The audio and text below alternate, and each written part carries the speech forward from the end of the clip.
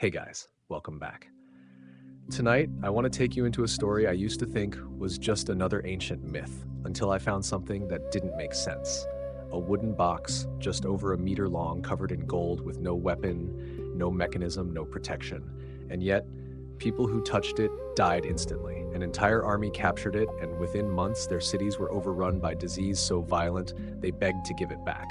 And one day, a group of men opened it just to look inside, and thousands died, not in battle, not from poison, just because they looked. At first, I thought this was symbolic, exaggerated, maybe misunderstood over time. But the more I read, the more details started to feel uncomfortably precise. Measurements, materials, instructions, not poetic but technical. And then I realized something that hasn't left me since. What if this wasn't written to inspire belief, but to record something people were genuinely afraid of?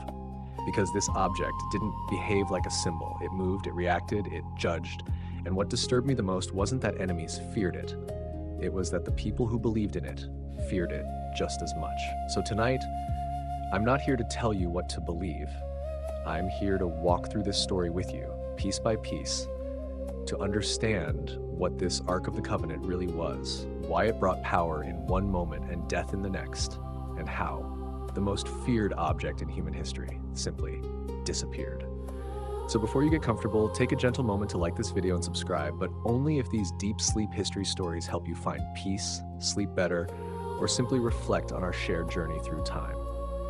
Now, close your eyes, take a slow breath, and let's go back to the moment I stopped seeing this as a myth and started wondering, what if it was real? I remember the first time I heard about the Ark of the Covenant. It didn't feel real to me at all. It sounded like one of those stories people repeat for generations until it becomes larger than life. Something symbolic, something poetic, a sacred object meant to represent faith, nothing more. Just a box, I thought. A beautifully crafted box covered in gold, placed inside a temple, surrounded by rituals and beliefs that belonged to another time. And honestly, I didn't question it, because why would I? We've all heard stories like that before. Objects that carry meaning but no real power. Artifacts that belong more to imagination than reality. And for a long time, that's exactly what I believed this was. Until I came across a detail that didn't sit right with me. Two men, just two, touched it and died instantly. No delay, no warning, no explanation, just death. And I paused there, because that's not how symbolic stories usually work. Symbols don't kill people. Metaphors don't react. And yet this was described as immediate, physical, undeniable, and I tried to brush it off at first. Maybe it was exaggerated, maybe it was written to scare people, to enforce obedience. That would make sense, right? Fear is a powerful tool, but then I kept reading, and the numbers, they didn't just stay dramatic, they became disturbing. Because later, there was another moment. A group of men, not enemies, not outsiders, but people from within the same community. They opened the Ark just to look inside. Maybe out of curiosity, maybe out of disbelief, maybe they simply wanted to see what was hidden there. And the result, according to the text, was a number so specific, so unsettling, that I couldn't ignore it anymore.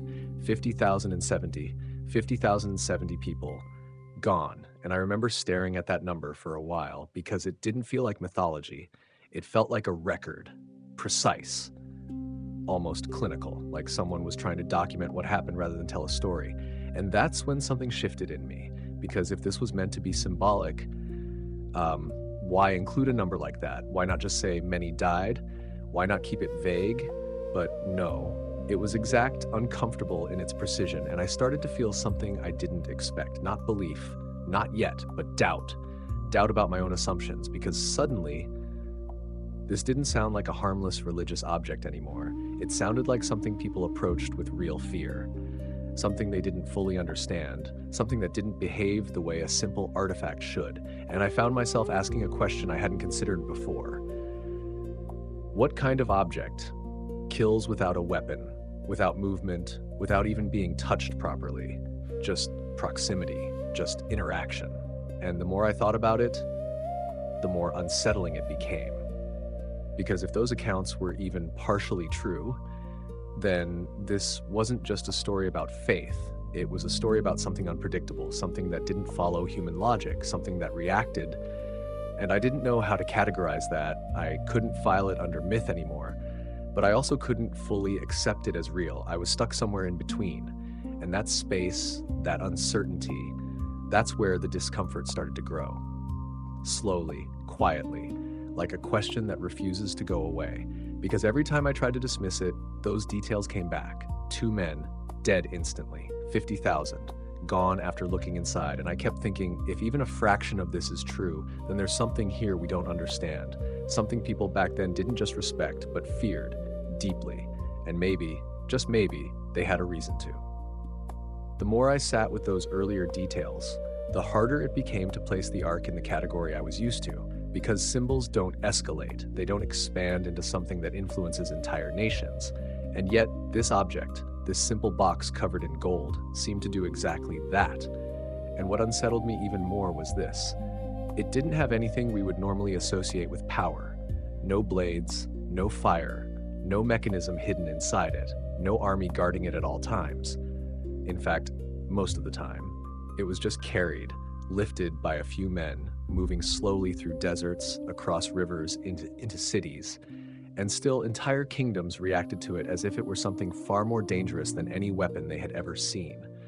And I remember thinking, how does that even happen? How does something with no visible force, no ability to attack, become the center of fear for entire civilizations? Because fear like that doesn't come from imagination alone. Not on that scale. Not when it spreads across borders, across cultures, across enemies who don't even share the same beliefs. And yet, when the Ark appeared, the reaction was always the same. Tension, panic, and sometimes decisions that made no logical sense. Because kings, actual rulers with armies and power, made choices that revolved entirely around this object.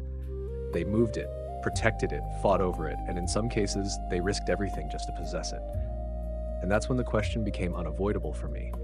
If this was just a symbol, why did people treat it like a threat? Why did enemies fear it before even experiencing it? Why did leaders make decisions that went against strategy, against reason, almost as if they believed the outcome of entire wars could shift based on where this box was located? And that's not normal. Symbols inspire, they unite, they represent ideas, but they don't alter behavior on a battlefield.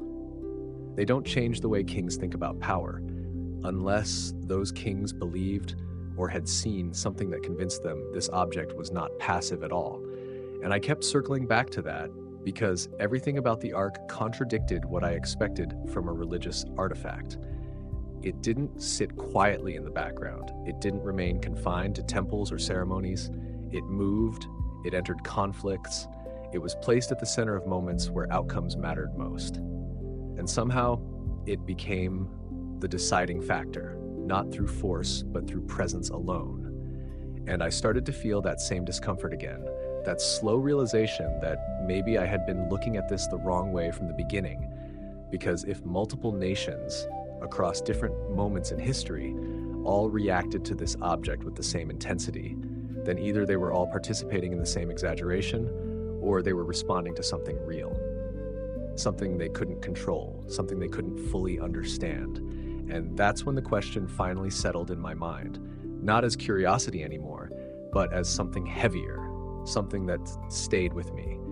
If this was just a symbol, then why did it leave behind consequences that felt so real, so physical, so impossible to ignore? And more importantly, why did those consequences seem to follow it wherever it went? At that point, I thought I had already found the most disturbing part of the story, the deaths, the numbers, the reactions of entire nations. But then something shifted again, something quieter, but far more unsettling. Because it wasn't about how powerful the Ark was, it was about how unpredictable it seemed to be. And that's when I started to feel a different kind of discomfort. Not the kind that comes from fear of something strong, but the kind that comes from not being able to understand how something works at all. Because strength, at least, follows logic. Weapons have rules, armies have patterns, even disasters can be studied, predicted, explained over time. But this didn't behave like anything I was familiar with, because in one moment, the Ark was described as something that led people to victory, impossible victories, moments where rivers stopped flowing, where fortified cities collapsed without a single weapon being used, where everything aligned in a way that made it seem as if nothing could stand against it. And if the story ended there, I probably would have placed it back into the category of legend, a powerful narrative, something exaggerated to inspire belief. But it didn't end there, not even close, because just as quickly the same object that brought victory turned against the very people who carried it. And that contradiction, that's what stayed with me, because it didn't make sense. Why would something that represents divine presence, something that was supposed to guide and protect, suddenly become the source of destruction, and not for enemies, but for its own people? People who believed in it, who followed it, who carried it with reverence, and still they died. Sometimes instantly, sometimes without warning. And I remember pausing again, trying to reconcile those two sides, because they didn't fit together. Not in a way that felt comfortable, not in a way that allowed me to explain it as symbolism or exaggeration, because symbols don't contradict themselves like that. They don't reward and destroy under the same conditions. They don't shift from protection to danger without a clear cause. And yet, that's exactly what the arc seemed to do. And that's when I realized something that I hadn't considered before. Maybe the fear surrounding it wasn't just about its power. Maybe it was about the fact that no one could fully predict how it would respond. Because if something is consistently powerful, you can learn to control it. You can use it. You can rely on it.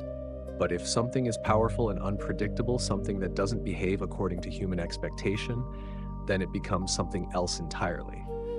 Something you don't just respect, but something you approach with caution, hesitation, even dread. And I started to notice a pattern, not in the events themselves, but in how people reacted to them. There was always a sense of uncertainty, even among those who were closest to it, even among those who were supposed to understand it best, as if they knew, on some level, that being near it didn't guarantee safety, that carrying it didn't guarantee protection, that belief alone wasn't enough to prevent what might happen next. And that realization, it didn't make me afraid in a dramatic way. It was quieter than that, heavier, like something settling in the back of my mind, because it meant that whatever the arc was, it didn't operate according to human assumptions of fairness or expectation or control. And that's what made it difficult to ignore, because it suggested that the most dangerous aspect of this object wasn't how strong it was, but how little anyone seemed to understand it. And for the first time, I stopped asking how powerful it was and started asking a different question entirely. What kind of presence behaves like this, and why? By the time I reached this point, I realized something had changed in the way I was thinking about the arc, because it was no longer just a story I was reading. It had become a question I couldn't step away from, a question that stayed in my mind even when I tried to move on to something else. And it wasn't the dramatic parts that lingered the most. Not the numbers, not the battles, not even the moments of sudden death. It was something much simpler, much quieter, but far more difficult to ignore. Because beneath everything I had read, there was one question that kept repeating itself over and over again. What was actually inside that box? And I don't mean symbolically, I don't mean what it represented, I mean literally, physically. What was inside it that made people react the way they did?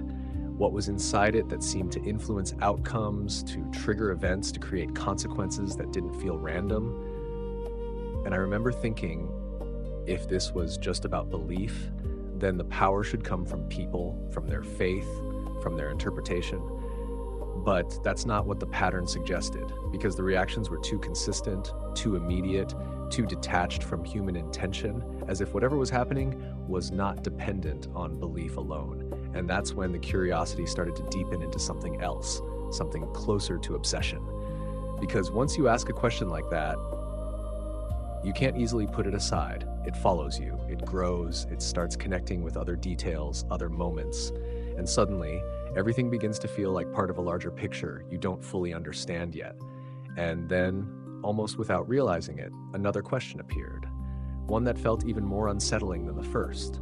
Because if this object was as significant as the stories suggest, if it influenced entire nations, if it shaped decisions, if it was feared by enemies and respected by those who carried it, then what happened to it? Where did it go? And more importantly, how does something like that just disappear, because objects don't vanish like that, especially not ones surrounded by that level of attention, that level of importance. Something should have been recorded, something should have been preserved.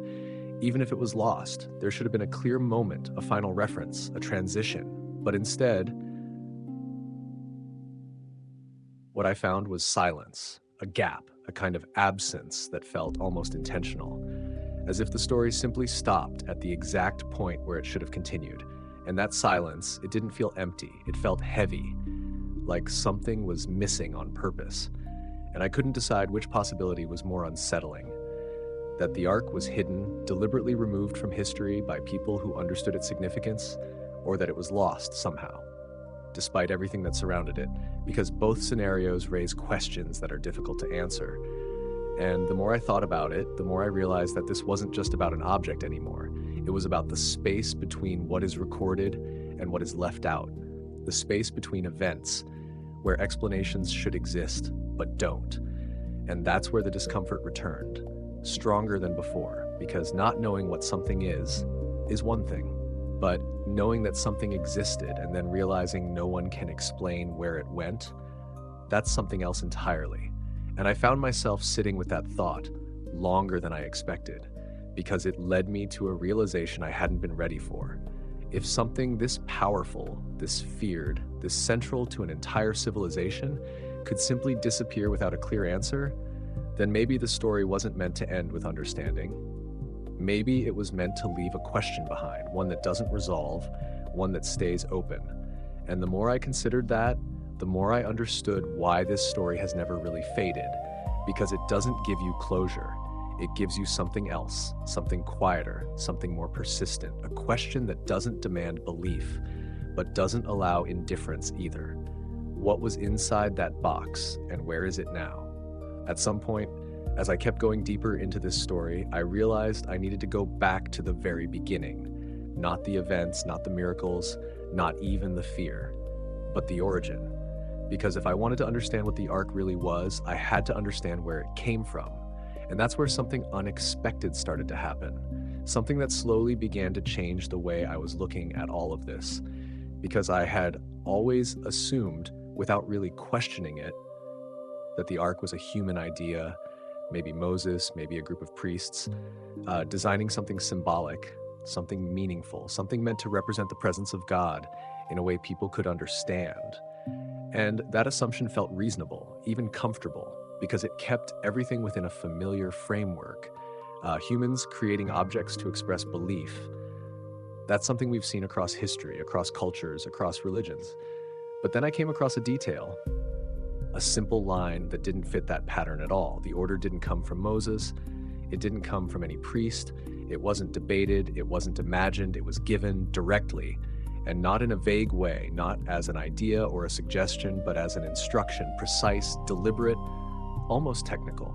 And that's where I paused, because that changes everything. Because if the Ark wasn't designed by humans trying to represent something divine, but instead described as something given by the divine itself, then I couldn't interpret it the same way anymore.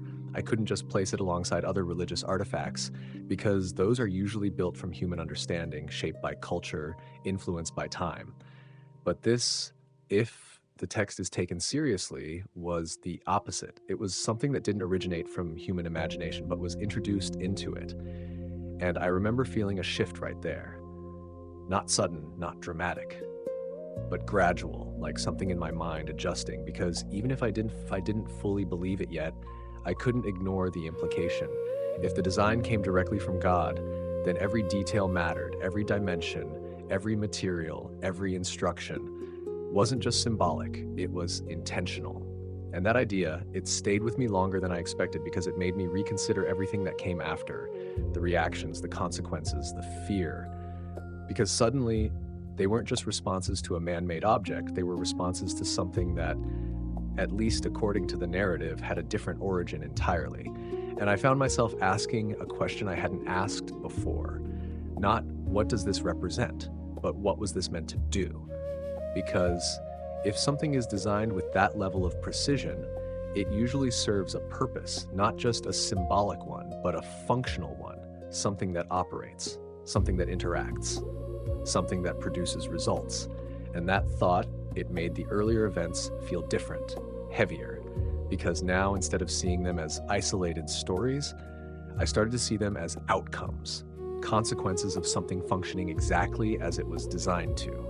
And I wasn't sure how to feel about that, because it meant stepping away from the idea that this was just belief and moving closer to the possibility that whatever the arc was, it wasn't passive. It wasn't just there to be observed.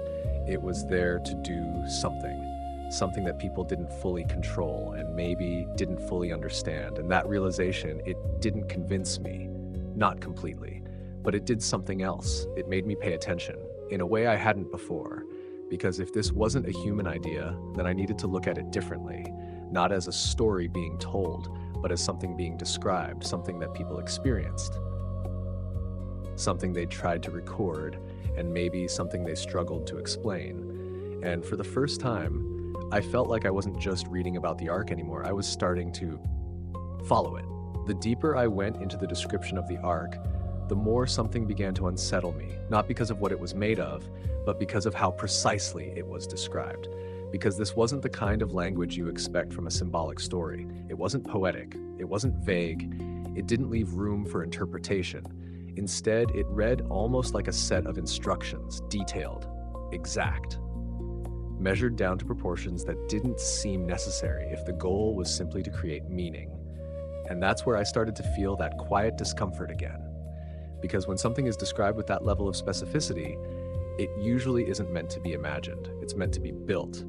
And I remember noticing the dimensions first, not large, not overwhelming, actually surprisingly compact, something that could fit into a small space, something that could be carried. And that alone was interesting, because if this object was meant to represent something as vast as divine presence, why make it so contained, so defined?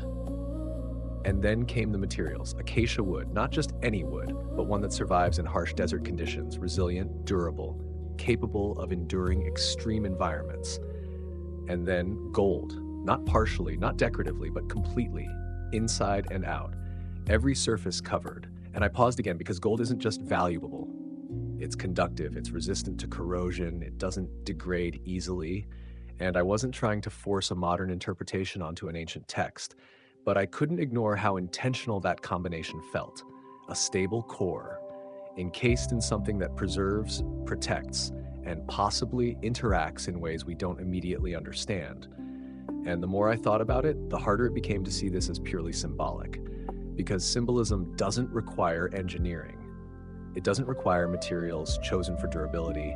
It doesn't require exact measurements, and yet every detail here felt like it served a purpose, even if that purpose wasn't clearly explained. And then I reached the part that stayed with me longer than anything else, something so small, so easy to overlook, but impossible to ignore once you notice it. The poles, the wooden poles covered in gold, inserted through rings on the sides of the ark, and the instruction that followed. They were never to be removed, never. Not when it was resting, not when it was placed inside a sacred space, not even when it was stored, always in place, always ready. And I remember stopping right there, because that didn't make sense to me at first. If the ark was meant to remain in one location, if it was meant to sit in a temple, in a protected space, then why keep the transport system permanently attached? Why not remove the poles, store them separately? Treat the object as something stationary, something fixed. But no, the instruction was clear. It was never meant to be detached from its ability to move. And that's when the question surfaced. Not suddenly, but gradually, forming in the background of everything I had been reading. Why does this object always need to be ready to move? Because that implies something that changes the way you look at it. Because objects designed to stay in one place don't need constant mobility, but objects that are expected to move frequently, urgently, unpredictably, do. And I couldn't shake the feeling that this detail, this seemingly minor instruction, pointed to something deeper, something about the nature of what the ark represented, or perhaps how it functioned, because if it was always ready to be carried, always ready to go, then maybe it wasn't tied to a location at all. Maybe it wasn't meant to stay. Maybe it was meant to accompany, to move alongside, to appear where it was needed, rather than remain where it was placed. And that thought, it shifted something again, because it suggested that whatever this object was, it wasn't passive. It wasn't just waiting to be approached. It was part of something dynamic, something that moved through space and time with intention. And I found myself wondering, not just about how it was built, but about why it was built that way. Because designs like that, they don't happen by accident. They reflect purpose, they reflect expectation, and sometimes they reveal behavior. And if the ark was always meant to be ready, always prepared to move, then maybe the question isn't just what it was, but where it was meant to go and why. And just when I thought I had begun to understand the structure of the ark, the materials, the dimensions, the logic behind its construction, I realized I had been focusing on the wrong part the entire time. Because everything I had looked at so far, the wood, the gold, the measurements, all of that, it wasn't the center of the design, it was just the container. And the more I read, the more it became clear that the most important part of the ark wasn't the box itself. It was the lid, something so easily overlooked, something most people mention briefly and move past, but the text doesn't treat it that way at all. In fact, it gives it a name, a very specific one, the mercy seat. And even that translation, it felt too soft, too simplified, because the original word carries something deeper, something closer to covering, atonement, reconciliation. And I remember pausing there, because suddenly this wasn't just a decorative top to a sacred object. This was described as the place where something happened, something invisible, something fundamental.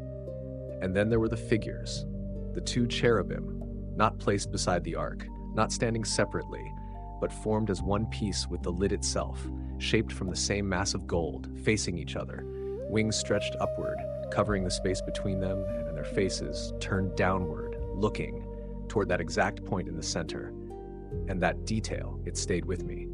Because it wasn't random, it felt intentional, like everything was pointing toward something, or rather toward a specific place. And then I came across the statement, simple, direct, almost unsettling in its clarity, "I will meet you here." And I remember reading that more than once, not because I didn't understand the words, but because I wasn't sure I understood what they implied. Because that's not symbolic language, that's not metaphor, that's not poetic expression. That's a location, a statement tied to a specific point in space between two golden figures on top of a wooden box in the middle of a desert. And for the first time, I felt something shift again, deeper this time, because this wasn't just about an object anymore. It was about presence, not abstract, not distant, but described as something that could be located, something that could be approached, something that could meet. And that idea, it didn't feel comfortable.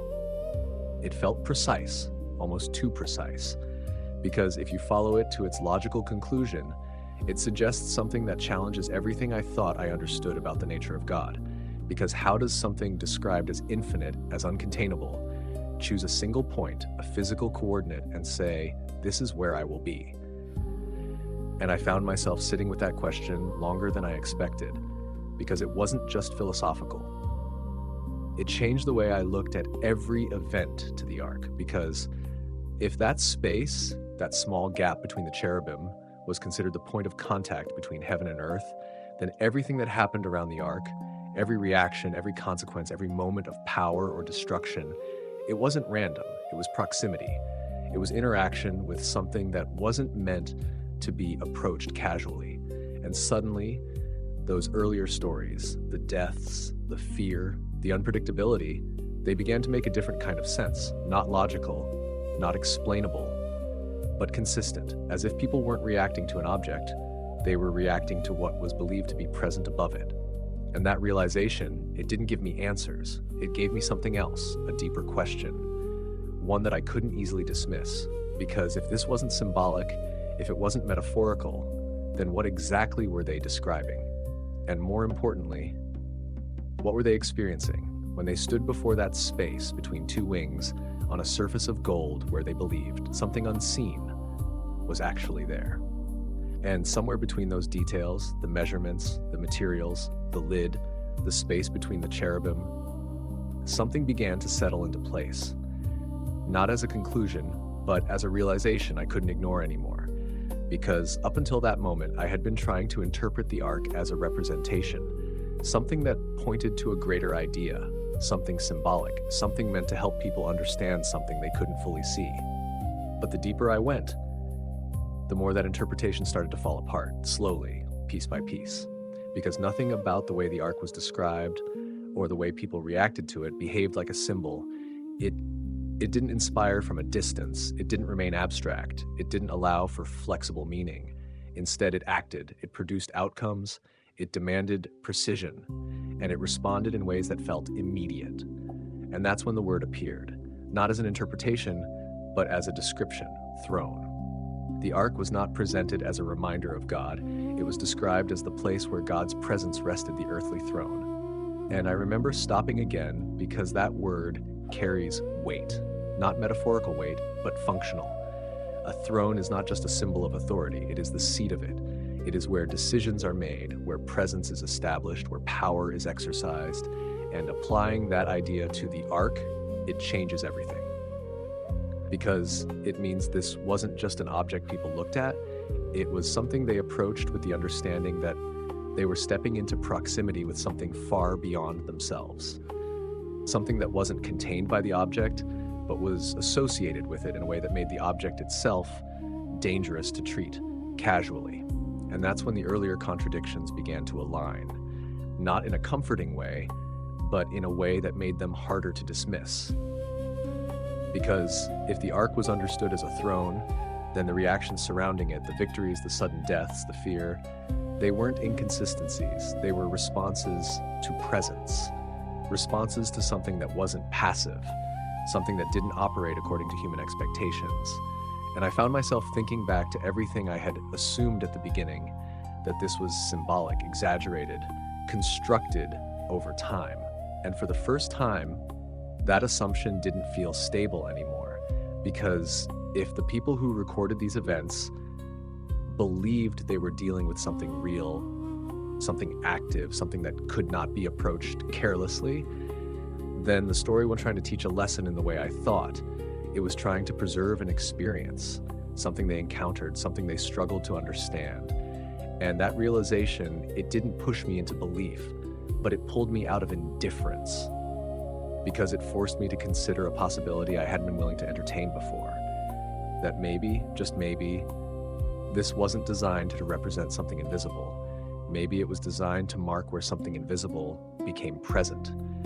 And that thought, it lingered quietly, because it carried implications I wasn't ready to resolve. Because if this was true, even partially, then everything I had thought about this story, about objects like this, about the boundary between belief and reality, it would all need to be reconsidered.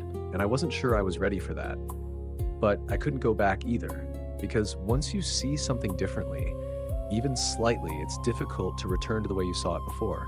And all I could think was, if this really was understood as a throne, then the question isn't just what the ark was made of, but who or what was believed to sit upon it, and what it meant for anyone who came close. At this point, I realized something else, something I hadn't paid enough attention to before, because I had been so focused on what the ark was, how it was built, what it represented, that I almost overlooked a question that now felt impossible to ignore.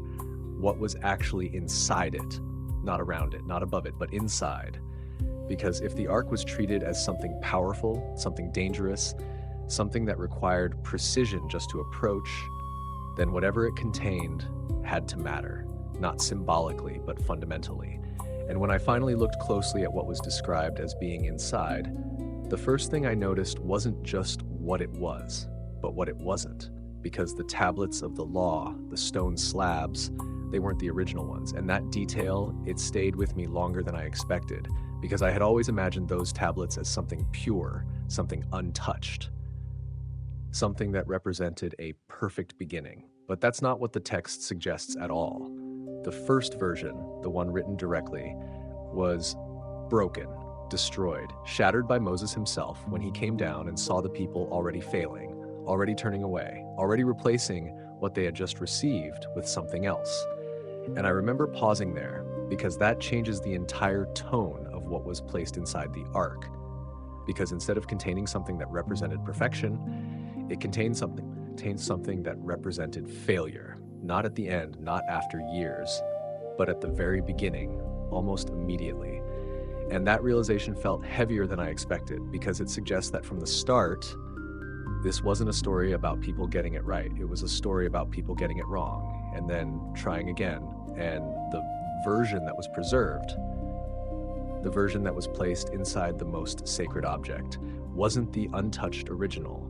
It was the replacement, the second attempt, the evidence that something had already gone wrong. And I couldn't stop thinking about why that version was the one kept. Because if the ark was meant to symbolize something, then why preserve the version that reflects failure? Why not keep the first, the perfect one, unless the point wasn't perfection at all? Unless the point was something else, something more honest, something that acknowledges that the relationship between people and what they were given was already fractured, already imperfect, and that thought, it shifted the way I saw everything else connected to the ark. Because now, it wasn't just a container of sacred items, it was a container of truth. Not comfortable truth, not idealized, but something more grounded. Something that doesn't ignore the reality of human behavior. And I found myself sitting with that idea longer than I expected, because it made the entire story feel different, less like a distant legend, and more like something that reflects a pattern I recognize. Something that repeats, something that doesn't begin with success, but with failure. And I couldn't help but think, if the very first thing placed inside the ark was a reminder that people failed almost immediately, then maybe the story was never about reaching perfection. Maybe it was about what happens after things go wrong and how that is carried forward, preserved, remembered. And that realization, it didn't resolve anything for me. It opened something, a different way of looking at what this object held, not just physically, but meaningfully. Because now, when I think about the ark, I don't just think about power or presence, I think about what it chose to keep, and what that says about the people who carried it from the very beginning. Before anything else even happened, they had already failed. After sitting with the tablets, with the idea that the very first thing placed inside the ark was already a reminder of failure, I thought I had begun to understand the tone of what this object carried, something human, something flawed, something grounded in reality. But then I moved to the next detail. And that's when the feeling shifted again. Because the second item described inside the ark wasn't about failure at all.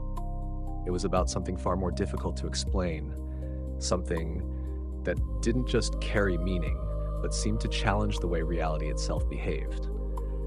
And that was the manna, this strange substance that appeared each day, described as food that sustained an entire population in the middle of a desert. And at first I didn't think much of it, because stories about miraculous provision aren't uncommon. They appear in many traditions, often carrying symbolic weight. But then I noticed something small, almost easy to overlook. But once you see it, it doesn't leave, because the text makes it clear, very clear, that manna did not last, it couldn't be stored, it couldn't be preserved. Anyone who tried to keep it beyond a single day would wake up to find it spoiled, filled with decay, unusable, as if it followed a strict rule, a natural cycle, one day, and then it was gone. And that made sense. That felt familiar. Food spoils, organic matter breaks down. That's how the world works. That's predictable. That's something we understand. But then, there's the part that didn't fit, the portion of manna placed inside the ark. The same substance, the same material, did not spoil. It remained unchanged, preserved, as if the rule no longer applied once it was inside that space. And I remember stopping there, not because I immediately believed it, but because I couldn't easily dismiss it either. Because this wasn't just a story about provision anymore. It was a story about contrast, the same thing, behaving differently, depending on where it was. And that detail, it felt different from everything else, because it wasn't about interpretation, it wasn't about perspective, it was about behavior, observable, repeatable within the narrative. Outside, it decays. Inside, it doesn't. And I found myself trying to explain it, to place it into something familiar. Maybe it was symbolic. Maybe it was meant to represent preservation, continuity. But the more I thought about it, the less that explanation satisfied me. because symbolism doesn't usually rely on such specific conditions. It doesn't draw a clear boundary between two environments and say, here it changes, here it doesn't. And that's when the discomfort returned, stronger this time, because this wasn't just about meaning, it was about something affecting the behavior of matter itself, at least within the context of the story. And I didn't know what to do with that, because it suggested something I hadn't fully considered yet. That whatever was associated with the ark, whatever was believed to be present there, didn't just influence people or events, it might have been understood to influence the physical world in ways that didn't align with normal expectations.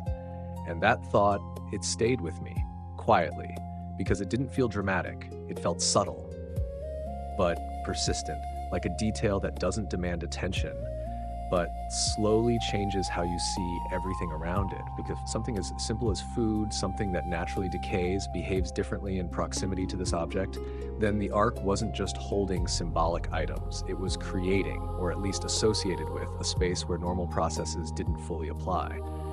And I wasn't ready to define what that meant, but I couldn't ignore the pattern anymore. Because now, I had seen two things: failure preserved and matter that refused to decay, both contained within the same object.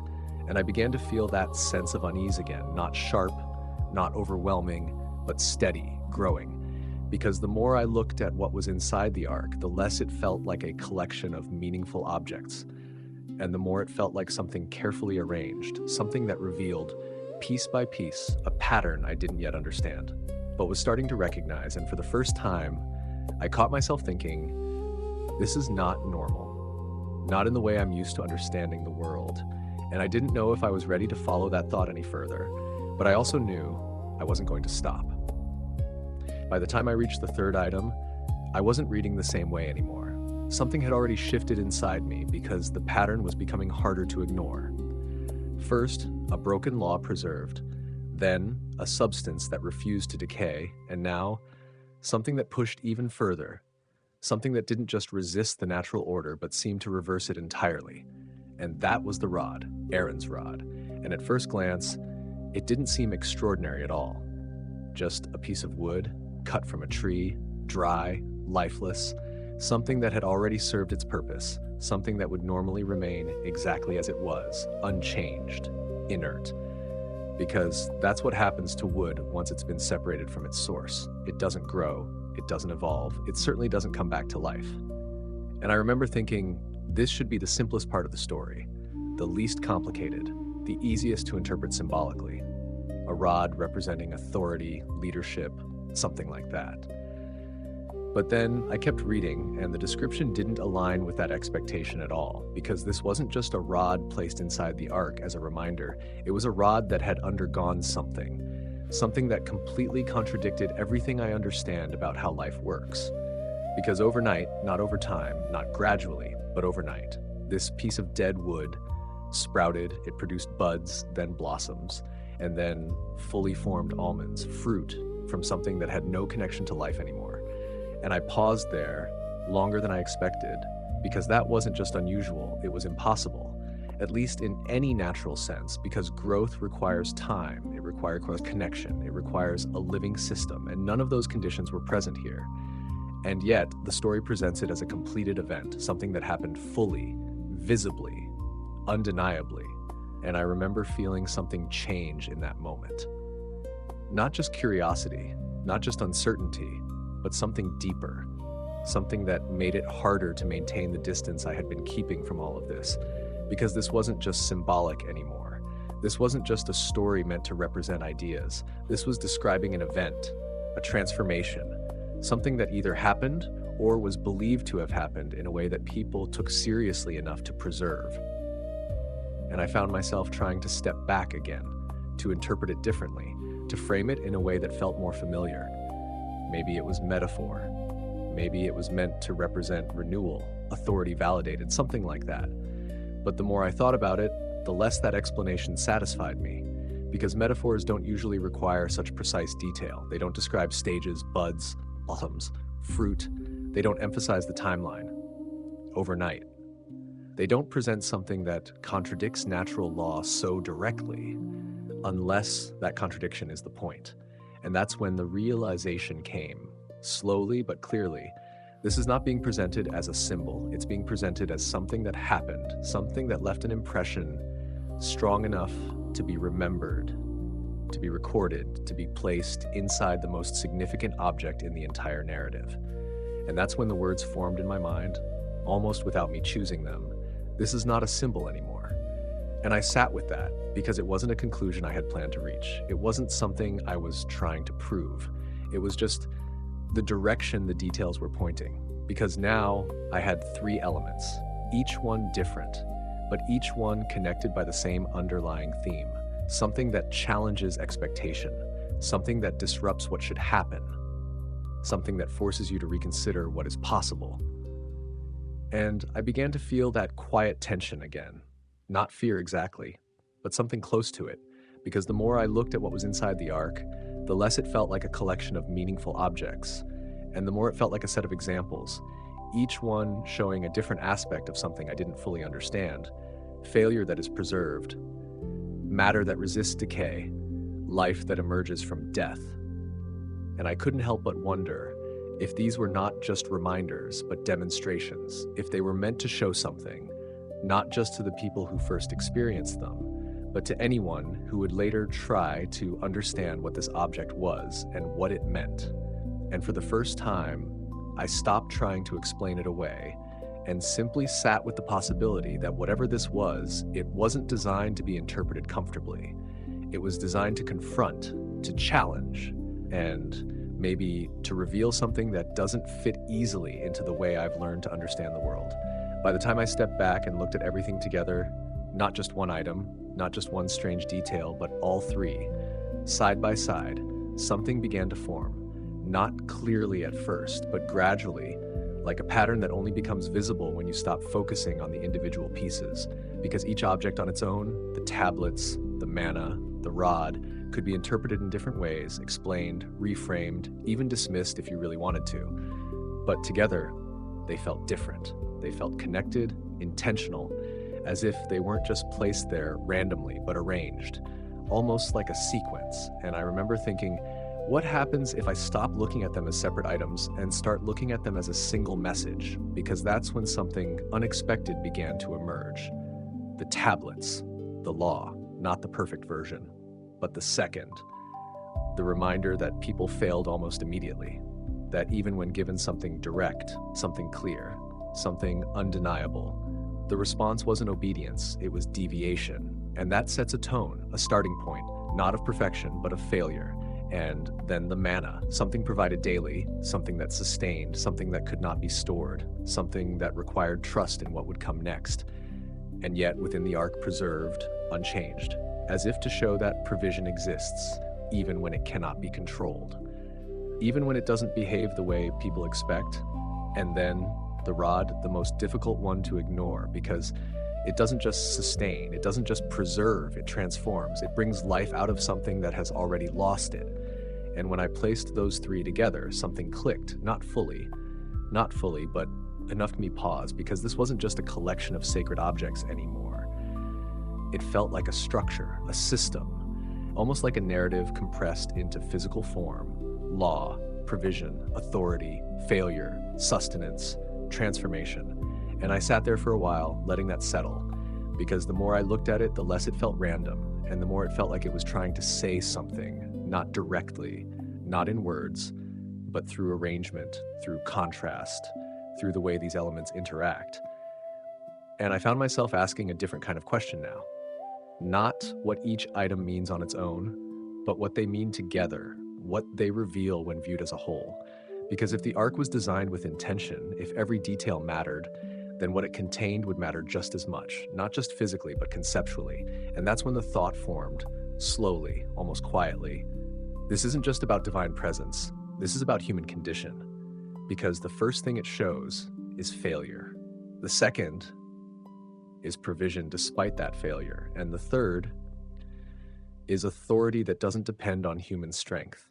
And that combination, it felt too precise to ignore, too structured to dismiss. And I couldn't shake the feeling that this was more than symbolism, more than tradition. It felt like a compressed explanation of something fundamental, something about how people behave, how they fail, how they are sustained, and how something beyond them still operates regardless of that failure. And I didn't know what to do with that realization, because it didn't resolve anything. It didn't simplify the story. It made it more complex, more layered, because now the Ark wasn't just an object of power. It wasn't just a place of presence. It was something else entirely. Something that carried meaning in a way that wasn't immediately visible. Something that revealed itself only when you looked closely, when you connected the details, when you stopped treating each part as isolated and began to see the structure beneath it. And that's when I found myself thinking, maybe this box, this object that people feared, carried, protected, and sometimes died near, wasn't just doing something. Maybe it was saying something, something about people, something about the way they respond, the way they fail, the way they continue. And the more I sat with that idea, the harder it became to see the Ark as just an artifact. Because now it felt like something that held a message, not written in words, but built into its very design. And I couldn't help but wonder if the people who first carried it understood that, or if they felt it without fully being able to explain it, the same way I was beginning to now, slowly, piece by piece, without certainty, but without the ability to ignore it anymore. It didn't happen all at once. This understanding, it wasn't a single moment where everything suddenly made sense. It was slower than that, more gradual, like something building beneath the surface until one detail, one sequence, brought it all into focus. And for me, that moment came when I stopped looking at what the Ark was and started looking at what happened when it moved. Because up until then, I had been trying to understand it as an object, something contained, something defined. But the more I followed the story, the more I realized its significance wasn't in where it stayed, but in what changed when it arrived. And that's when I came across the account of the Jordan River. And I remember reading it carefully, almost cautiously, because by that point, I had already seen enough to know that nothing in this narrative behaved the way I expected. And still, I wasn't prepared for what I read, because the situation itself was simple. A group of people standing before a river at a time when the water was at its highest, flowing fast, wide, impossible to cross under normal conditions, especially not with thousands of people, children, supplies, everything they carried with them. And the instruction given, it didn't involve building anything, it didn't involve strategy, it didn't involve waiting, it was something else entirely. The Ark, carried by priests, was to go first, not the army, not the scouts, not the strongest, but the Ark, and they were to step into the water. And I remember pausing there, because that's not how you approach a barrier like that. You don't walk into it, you find a way around it, you build something to cross it, you adapt. But here the action was direct, almost counterintuitive. Step into it. And what happened next, it wasn't gradual, it wasn't symbolic. It was described as immediate. The water stopped, not slowly, not partially, but completely, as if something upstream had been cut off, as if the flow itself had been interrupted, and the riverbed dried. And I found myself imagining that scene, not as a miracle at first, but as a moment of confusion. Because if you were standing there, watching the water suddenly stop, watching the ground beneath it become solid enough to walk on, you wouldn't immediately understand what you were seeing. You would just know that something had changed, something that shouldn't happen had happened. And then I moved to the next account, Jericho. And that's where the pattern became impossible to ignore, because Jericho wasn't a river. It wasn't something that could be explained away as a natural shift. It was a city, fortified, structured, designed to withstand attack, and the strategy given, it didn't align with anything I would recognize as warfare. There were no weapons used, no siege equipment, no attempt to break through. Instead, they walked in silence around the city day after day, carrying the Ark.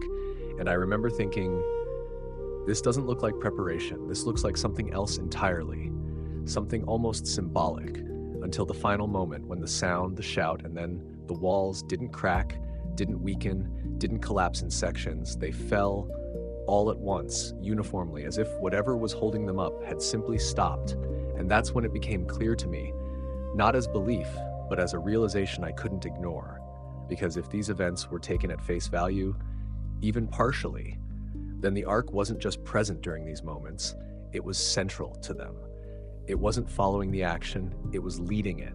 And that thought, it changed something in me.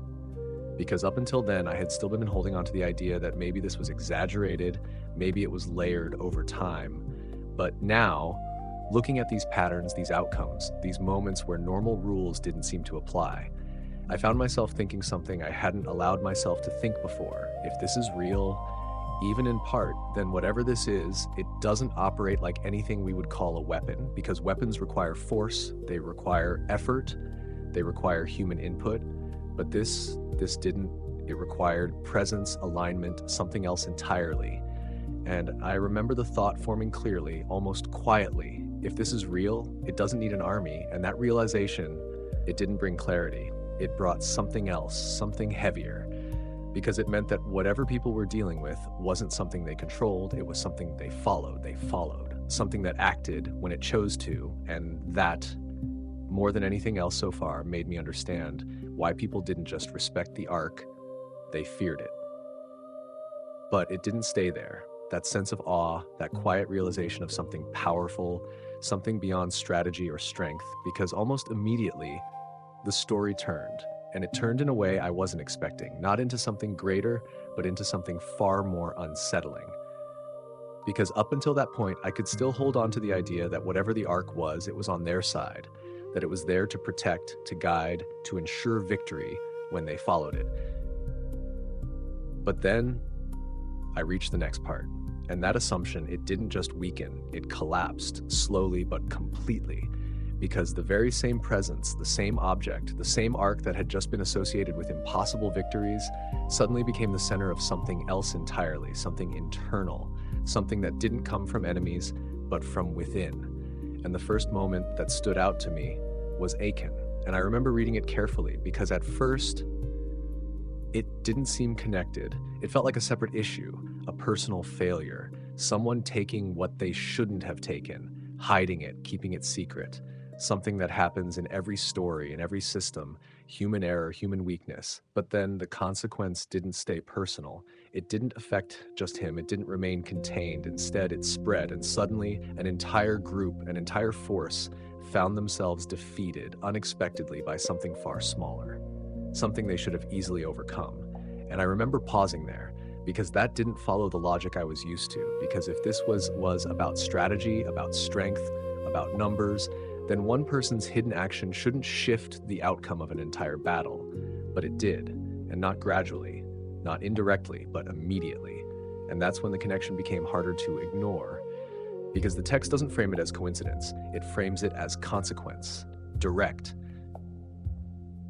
immediate. And I started to feel that same discomfort again, that quiet tension building beneath everything, because this wasn't just about power anymore, it was about sensitivity. Something reacting to conditions that weren't visible on the surface, something responding to something internal, something hidden.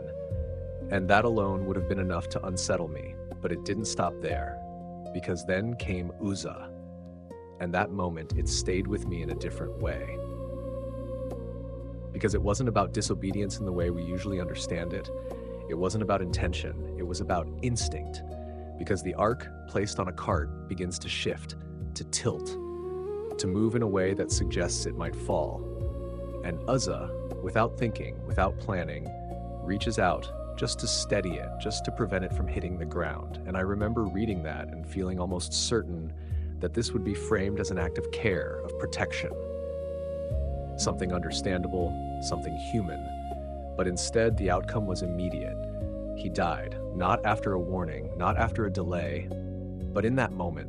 And I stopped there, because that didn't make sense to me, not in any way that felt intuitive, because if the ark was meant to protect, if it was associated with presence, then why would an action like that, an instinctive reaction to prevent damage, lead to death? And that's when something shifted again, deeper this time. Because I realized I had been holding on to an assumption that wasn't supported by what I was seeing. I had been assuming the ark existed to protect people, but the pattern didn't show that. It showed something else, something more consistent, something less comforting. Whether it was Achan or Uzzah, the outcome wasn't based on intention. It wasn't based on perception. It wasn't even based on what felt right in the moment. It was based on something else. Something that didn't bend, didn't adjust, didn't consider context the way I expected it to. And that's when the thought became clear, not suddenly, but undeniably. It doesn't protect, it responds. And that realization, it changed everything, because protection implies loyalty, alignment, a sense of being on one side, but response, that's different. Response is neutral, it's consistent. It reacts to conditions, not to identity.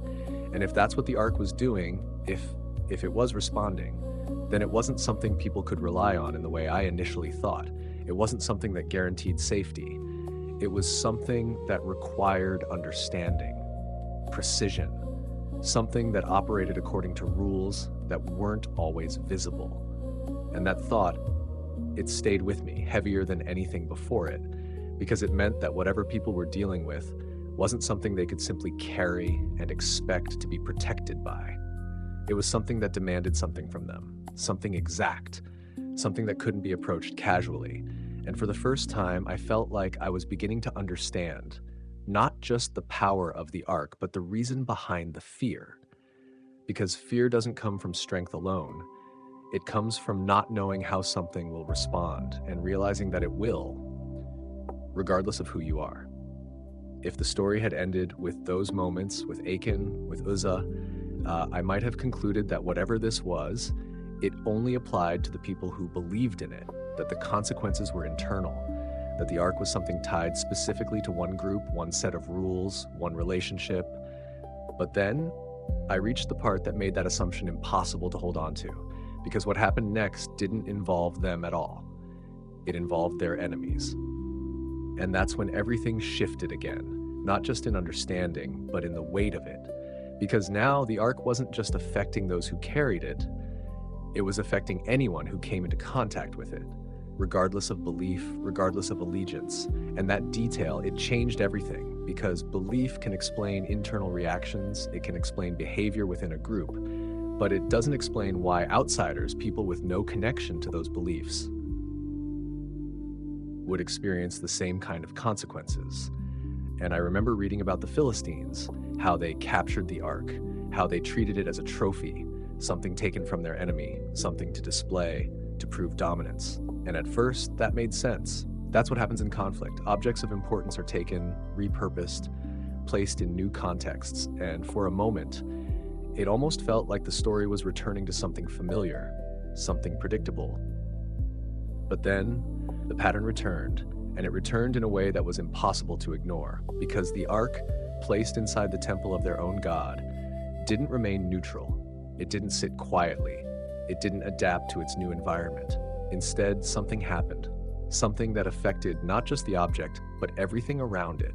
Their idol, the representation of their own belief, was found, not just displaced, but broken, its structure compromised, its form altered in a way that suggested not damage, but removal of authority. And I remember thinking, this isn't symbolic conflict anymore.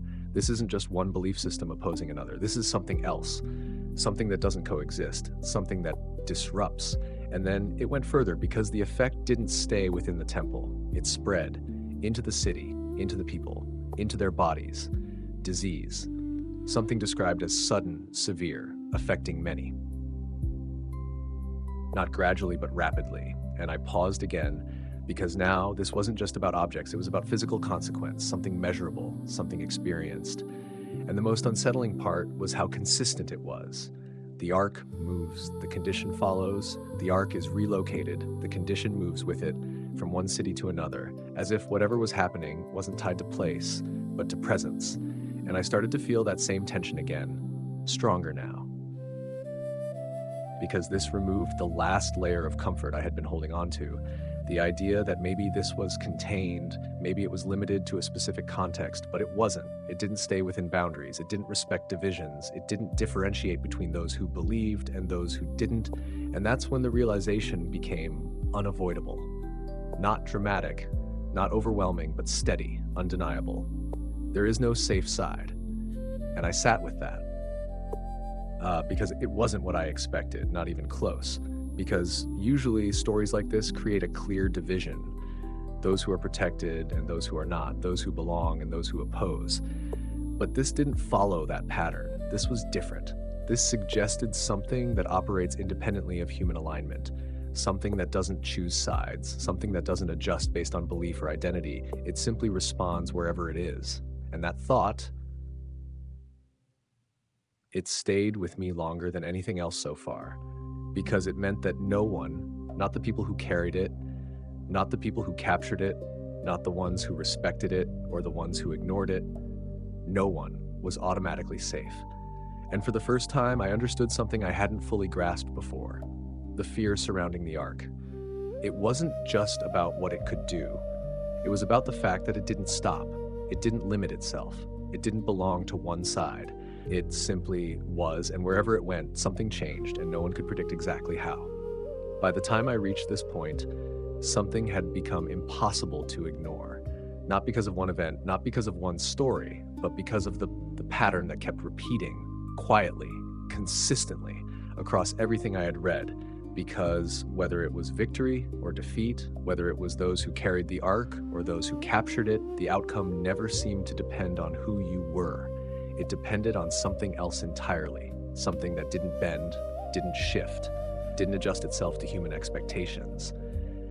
And I remember sitting with that for a while, because it went against everything I was used to seeing in stories like this, where there is usually a clear distinction, a clear division between those who are protected and those who are not. But this didn't follow that structure at all, because the same presence that brought down walls also brought down people. The same object that opened a path through a river also became the reason someone died for simply touching it. And the more I thought about it, the clearer it became, not suddenly but steadily, that this wasn't about sides, it wasn't about alignment, it wasn't about belief in the way I understood it. It was about something else, something far less comfortable, something that doesn't negotiate. And that's when the word formed in my mind, not as something I chose, but as something that fit too precisely to ignore: holiness. And I realized I had misunderstood that word for most of my life, because I had always associated it with something gentle, something good, something safe, something that protects and comforts. But that's not what I was seeing here, not in these patterns, not in these outcomes. Because what I was seeing was something that doesn't compromise, something that doesn't adjust itself to human behavior, something that doesn't make exceptions. And that realization, it didn't feel dramatic, it felt heavy, because it meant that whatever this presence was, whatever the Ark represented, it wasn't there to accommodate people. It wasn't there to adapt to their actions. It was something they had to align with, precisely, or face the consequence of being out of alignment. And I found myself thinking back to everything I had read so far: Achan, Uzzah, the Philistines, the victories, the defeats, and for the first time, it all seemed to follow the same underlying principle: not favoritism, not intention, not even belief alone, but alignment, or the lack of it. And that thought, it stayed with me, because it changed the way I interpreted everything else. Because if holiness in this context means something that is completely separate, completely consistent, completely unchanging, then it doesn't negotiate, it doesn't bend, it doesn't meet you halfway, it simply is. And anything that comes into contact with it either aligns or doesn't. And the outcome follows from that, not emotionally, not subjectively, but inevitably. And that's when I finally understood something I hadn't fully grasped before: the fear. It wasn't irrational, it wasn't exaggerated, it wasn't the result of misunderstanding. It was the natural response to something that doesn't adjust itself to human limits, something that doesn't soften its edges, something that doesn't consider intention in the way we expect it to. And I sat with that realization longer than I expected, because it wasn't comforting. It didn't resolve anything. It didn't give me a sense of control. It did the opposite. It removed it. And in that absence, something else took its place. Not panic, not disbelief, but a quiet, steady awareness that whatever people were dealing with when they stood before the Ark, it wasn't something they could shape. It was something that shaped them. And for the first time, I didn't just understand why they feared it. I understood why they had to. By the time I reached this part of the story, I realized something else, something almost unexpected, because after everything that came before, the tension, the unpredictability, the moments of power and the moments of fear, There was a point, a moment, where everything seemed to align, where all the movement stopped, where the ark, after centuries of being carried, moved, protected, feared, finally came to rest, and I remember feeling a kind of pause in the narrative. Not an ending, but something close to a peak. Because this was the moment everything had been building toward, the temple. Not just any structure, but something constructed with intention, precision, resources gathered over years, designed specifically to house this one object. And I found myself imagining it, not just as a building, but as a culmination, something that represented stability, permanence.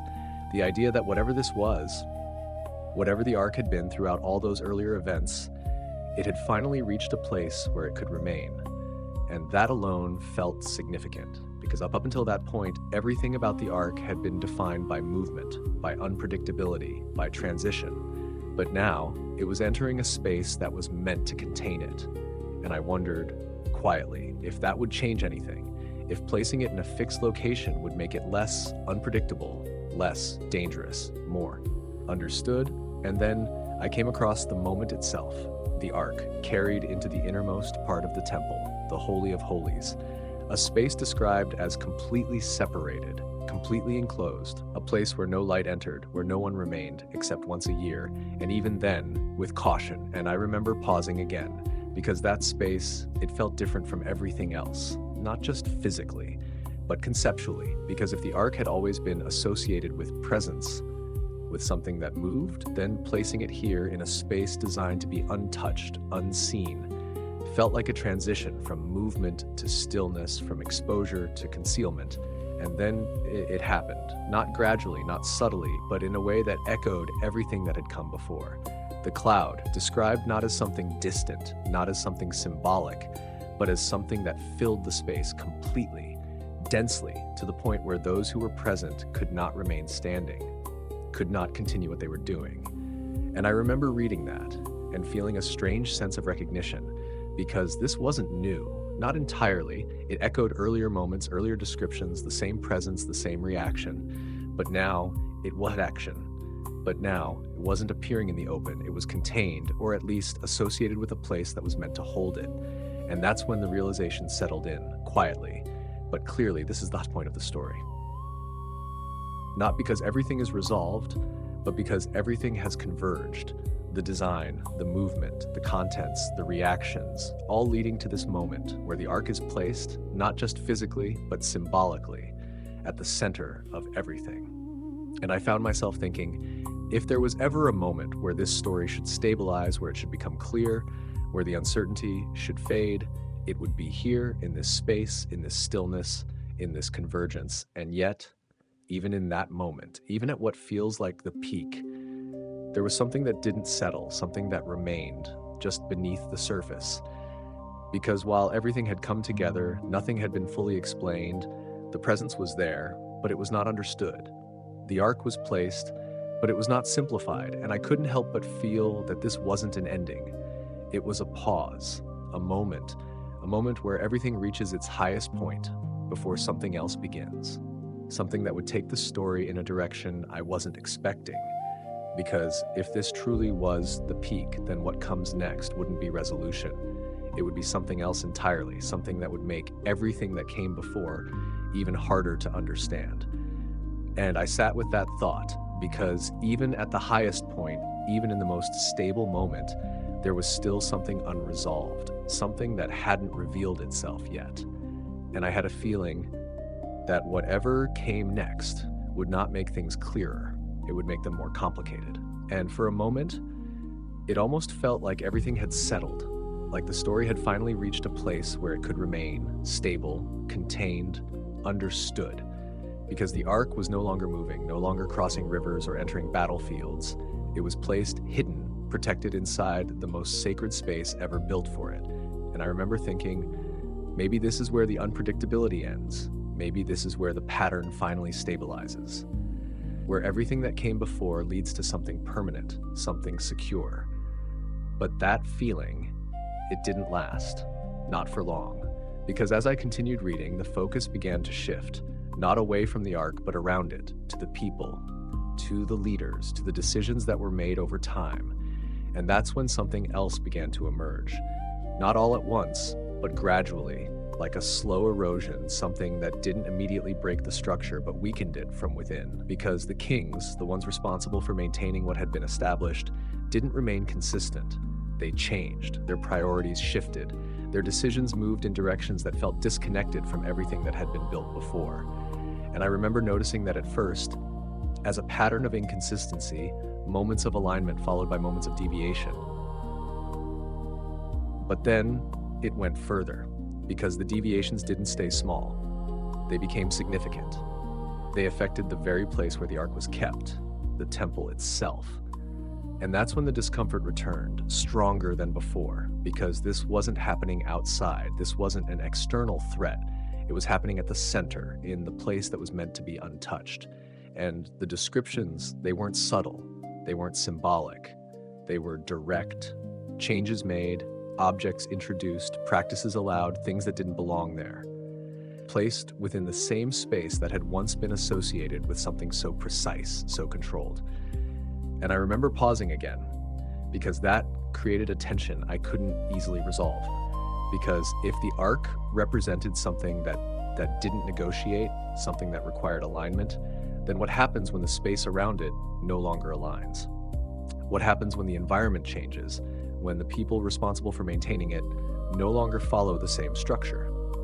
And I found myself thinking, not about what should happen, but about what might have happened, quietly, behind the scenes. Because the narrative, it doesn't always tell you everything directly. It leaves gaps, it moves forward. But those gaps, they started to feel important because there's a difference between something being destroyed and something being removed. And I couldn't shake the feeling that what I was seeing wasn't just decline, it was preparation. Not intentional in a visible way, but necessary. Because if the temple itself, the place that once held the ark, was being altered, compromised, changed in ways that didn't align with what it was meant to be, then the question naturally follows, what happened to the ark during that time? Did it remain there, unchanged, unaffected by everything around it? Or did someone, somewhere, realize what was happening and decide to act quietly, deliberately, without leaving a clear record? And that's when the thought appeared, not as a conclusion, but as a possibility I couldn't ignore anymore. What if it wasn't lost? What if it was hidden? And I sat with that idea because it didn't feel dramatic. It felt logical, almost necessary.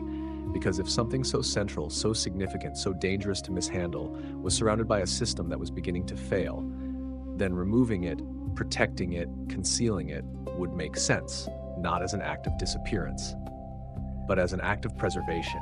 And the more I thought about it, the more that possibility stayed with me, quietly, not confirmed, not proven, but present. Because sometimes what isn't said, what isn't recorded, what isn't explained, tells you just as much as what is. And in that silence, in that absence of clear answers, the question didn't go away. It became stronger. Did it vanish, or was it taken deliberately by someone who understood that it could no longer remain where it was? And then, almost without warning, the story does something I wasn't prepared for. It doesn't escalate, it doesn't resolve, it simply stops. Not abruptly, not in a way that draws attention to itself, but in a way that feels almost natural, almost quiet. And that's what made it so unsettling, because after everything that had been described with such intensity, such detail, such precision, the ark, the object that shaped events, that influenced outcomes, that carried so much weight throughout the narrative, suddenly is no longer mentioned, not destroyed, not taken in battle, not even clearly removed, just absent. And I remember going back, rereading parts of the text, looking for something I might have missed. A transition, a final moment, a line that would explain where it went, what happened to it, but there wasn't one. And that absence, it felt heavier than any of the events that came before it. Because up until this point, everything had been defined by action, by reaction, by consequence. Even the most difficult moments, the deaths, the fear, the unpredictability, they all had something in common. They were described, they were recorded, they were acknowledged. But this was different. This was silence, and I found myself sitting with that silence, trying to understand it, because it didn't feel accidental. It didn't feel like something that was simply overlooked. because the ark wasn't a minor detail. It wasn't something that could fade into the background without notice. It was central, essential. And for something like that to disappear without explanation, without record, without even a clear acknowledgement, that suggested something else, something harder to define. And I began to realize slowly that this might be the most unsettling part of the entire story. Not the power, not the deaths, not the unpredictability, but the absence. Because when something powerful acts, you can react to it, you can study it, you can try to understand it. But when something that powerful simply vanishes, it leaves behind something else entirely, a gap, a question that doesn't resolve. And I found myself thinking, what does it mean for something like that to be present for so long, to shape so much, and then to leave without a trace? Because objects don't usually disappear like that. Especially not ones surrounded by that level of attention, that level of importance. Something should have been written, something should have been preserved. Even if it was lost, there should have been a moment, a clear point where the narrative acknowledges what happened, but instead, there's nothing. And that nothing, it started to feel intentional, not in the sense of being planned, but in the sense of being left, as if the silence itself was part of the story. And that's when the thought came, quietly, but with more weight than anything before it. This silence is more unsettling than everything that came before, because it removes the possibility of understanding. It removes the ability to trace, to follow, to conclude, and it leaves you with something else, something that stays open, something that doesn't resolve. And I realized that might be why this story continues to hold attention, not because it answers questions, but because it refuses to. Because even after everything that has been described, everything that has been recorded, the final state of the ark remains unknown, not hidden within the text, but absent from it. And that absence, it doesn't feel empty, it feels deliberate. And I couldn't decide which possibility was more unsettling, that no one knew where it went or that someone did and chose not to say. And as I sat with that, I understood something I hadn't before. That sometimes the most powerful part of a story isn't what it tells you, it's what it leaves out. And in this case, what was left out might be the most important part of all. And after sitting with that silence, after following the story as far as it allows itself to be followed, I realized something else. The absence of an answer doesn't mean the absence of theories, because over time, people have tried to fill that gap, to explain what the narrative leaves open, to give shape to something that simply disappears. And the more I looked into those possibilities, the more I understood why none of them have ever fully settled the question. Because each one carries just enough detail to feel possible, and just enough uncertainty to remain unresolved. And I found myself moving through them not as conclusions, but as fragments, pieces of an explanation that never quite come together. The first is perhaps the most immediate, the idea that the ark never truly left, that it still exists, hidden somewhere beneath what was once the temple, in chambers, tunnels, spaces that remain inaccessible, untouched, sealed off from time. And I remember thinking, that would make sense, in a way, because if something needed to be protected, concealed, preserved from everything happening around it, then hiding it beneath the very place it belonged would be the most direct solution. And yet, there's no confirmation, no clear discovery, just possibility. And then there's the second, the tradition that places the ark far from its origin in Ethiopia, carried there, preserved, guarded, still existing. But removed from the center of the narrative, relocated in a way that keeps it present, but distant. And I paused there, because that introduces another layer, not disappearance, but displacement. And still, no definitive proof, no way to fully confirm what remains out of reach. And then the third, the idea that it was deliberately hidden, not in a single location, not in a place that could be easily traced, but removed, concealed by those who understood what it was, and recognized that it could no longer remain where it had been. And that thought, it stayed with me longer than the others, because it felt intentional, as if someone made a decision, quietly, without record, without explanation, to remove something that could no longer be exposed to what it was surrounded by. And finally, the simplest and perhaps the most unsettling, the possibility that it was lost, not hidden, not preserved, but simply gone, lost to time, to events, to circumstances that were never fully recorded. And I sat with that one because it felt different, less controlled, less deliberate, and somehow more difficult to accept. Because something that's central, something that shaped so much, doesn't feel like it should just disappear without intention, without trace.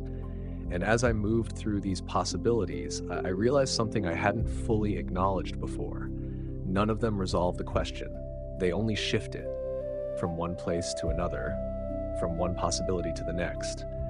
And I found myself returning to the same thought again and again, not asking which one is true, but asking why none of them can be confirmed and what that says about the nature of what we're dealing with. Because after everything I've seen, everything I've followed, everything I've tried to understand, I've come to a point where the question remains, but the feeling has changed. Because at the beginning, I wanted to know, I wanted clarity, I wanted to find where it was to resolve the uncertainty. But now, after tracing the pattern, after seeing how it behaved, how it responded, how it didn't align with expectation, I'm not sure that desire is still there. Not in the same way, because sometimes understanding something doesn't bring comfort, it brings awareness, and awareness changes the question. And I find myself sitting with a thought I didn't expect to reach. I don't know where it is, I don't know if it was hidden or taken or lost, but after everything I've seen, everything I've followed, I'm not sure I would want to find it. And that realization, it doesn't feel like an ending, it feels like something else, something quieter, something that stays with you long after the story itself has stopped speaking.